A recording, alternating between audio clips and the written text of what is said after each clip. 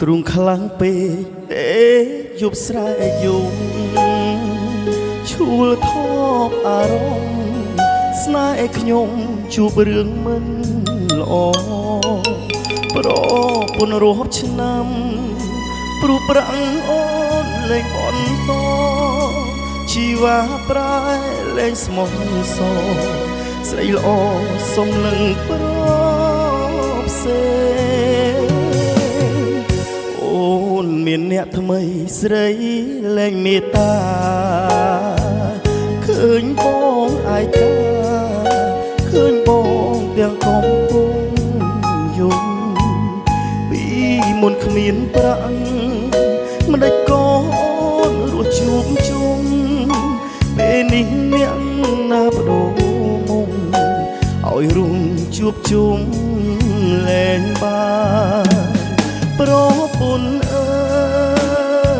យមិនអាណិតប្តីអូនមានប្រុសថ្មីមិនខំពីសំឡាប់ខ្ញុំពីងបាំងធ្វើចិត្ត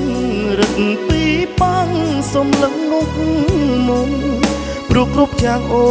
នឲ្យបងយំបងខំចាយស្នេហ៍ពីប្តី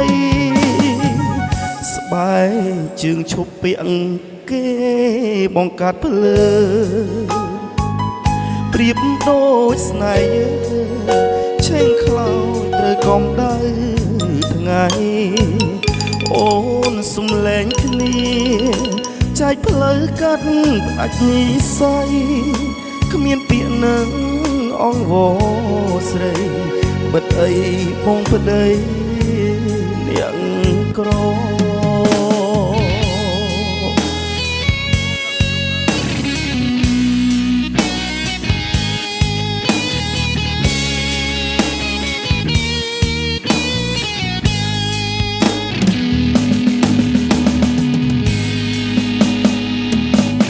ប្រពន្ធអើយមិនអាណិត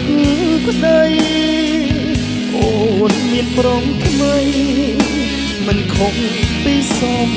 ឡាប់ខ្ញុំពីងបាំងធ្វើចិត្តរឹតពីបាំងសំឡឹងមុខមុំព្រោះគ្រប់យ៉ាងអូនឲ្យបងយំបងខំចាយស្នេហ៍ពីប្តីស្បែកជើងឈប់ពាក់គេបងកាត់ភ្លើប្រៀបដូចស្នេហ៍ឆេះខ្លោចត្រូវកំដៅ